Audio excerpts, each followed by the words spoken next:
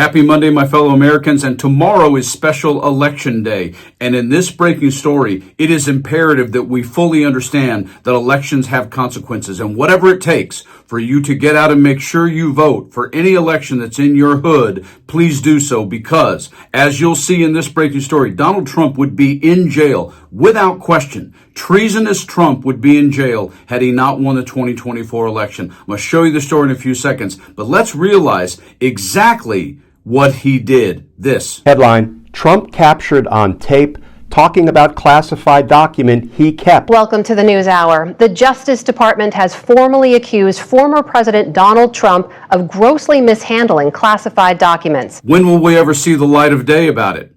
The newly unsealed indictment lists more than 36 counts in damning detail. That he defied demands to return the records and that he asked aides to hide them. Federal prosecutors have obtained an audio recording of a summer 2021 meeting in which former President Donald Trump acknowledges he held on to a classified Pentagon document about a potential attack on Iran. Multiple sources told CNN, undercutting his argument that he declassified everything. Jack Smith, 1,000% right, and in this breaking story, there's new evidence to prove it. But there's more. Special counsel Jack Smith says President-elect Trump would have been convicted if he hadn't won the presidential race. And of course, Trump always pointing the finger with three pointing back, blaming him. You mean deranged, Jack? He's a deranged individual, yeah? He's asked him to... Well, they should. I'm surprised it takes so long. You know, we're talking about violent crime. What about the crime against a political opponent? He lays out the evidence to back up this claim, this in his final report on the 2020 election interference case. Jack Smith was pretty clearly writing for history. I think in his view, he was ideally going to be writing for a court or speaking to a jury or presenting his case in a court of law. The annals of history, the evidence he uncovered, and then to your point, he also reaffirmed his belief that the evidence that he and his team had amassed would have been sufficient to convict President Trump. Because not only is Jack Smith articulating the experience of witnesses, investigators, prosecutors, and even the judge in this case, they were all menaced, all harassed, all threatened. Calling names and, of course, saying this. I think it was the worst weaponization of a political opponent in the history of the world, let alone this country. And yet the irony is, who's the person weaponizing and going after political opponents? Well, we know who. Those who defied President Trump and who are called out publicly by President-elect Trump are going to be subjected to menacing, harassment, and threats. So in this breaking story, listen to what has just happened and just been exposed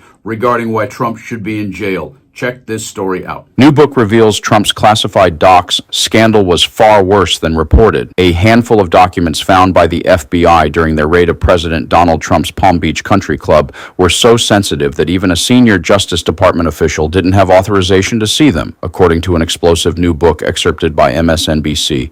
Injustice: How Politics and Fear Vanquished America's Justice Department, written by MSNBC's senior investigative correspondent Carol Leonig and Washington Post's Aaron Davis, details how the surprise FBI raid on Mar-a-Lago in 2022 revealed a national security threat so severe that they'd have gotten American operatives killed if the information fell into the wrong hands. The book details how Assistant Attorney General Matt Olson was so shocked by what was found, he asked his top Justice Department expert on the mishandling of classified records, Julie Edelstein, what they should do next, and her answer was stunning. If it was anybody else, we would arrest him tomorrow, Edelstein said.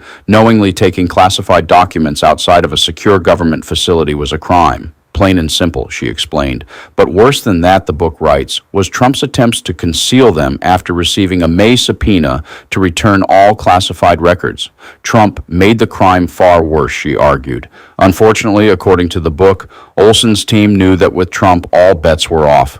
The Justice Department would invariably treat the former president more gingerly. Most recently, Trump announced that he is seeking approximately $230 million in total damages from the Department of Justice on DOJ through 2 administrative claims related to past federal investigations, including the search of Mar-a-Lago, claiming it violated his civil rights. But these new revelations from an unprecedented probe run counter to Trump's insistence that he was mistreated and that he engaged in no criminal wrongdoing in withholding top-secret documents at his private social club, MSNBC explains. Following the raid, Trump posted on Truth Social, "These are dark times for our nation, as my beautiful home, Mar-a-Lago in Palm Beach, Florida, is currently under siege, raided, and occupied by a large group of FBI agents." According to the book, FBI's chief spokesperson, Kathy Milhone, was about to issue a statement of her own until she was stopped because it would look political. FBI Assistant Director Alan Kohler was stunned. It was standard FBI procedure to publicly explain that a court had approved a search, the book says. As they dug through the handfuls of documents, the FBI was stunned, according to the book, which explains that some of the documents were so restricted that top Justice Department security officials reacted with surprise to the code names. They had never heard of them before. Some involved special access programs that required the president or a cabinet member to grant approval to view. Not even Olson was authorized to look at these documents, they write. A handful of documents stored in boxes throughout Trump's club were so sensitive that even he didn't have authorization to look at them, they say. Trump's reaction to the raid also put the FBI agents in grave danger, they write. The same day as the attack, the FBI agents who signed the paperwork for the Mar-a-Lago search warrant were evacuated temporarily from their homes for their own safety, the book says. Documents with their names had begun to circulate online. The agents' identities had been redacted from filings on the court's website, but a copy of the original paperwork was left at Mar-a-Lago. FBI officials surmised that Trump's team had leaked their names, endangering the agents and their families, they write. One day, all of the historians, all of the records will be public, and everyone will realize how much of an absolute stone-cold, self-aggrandizing, treasonous crook Donald Trump and his entire family and his entire cabinet and his entire Trumposphere has been since 2015. We who grew up watching him knew it. Don't understand why other Americans don't, but this is why elections matter. Please go vote. Like and share the video, subscribe to the channel, and stay frosty.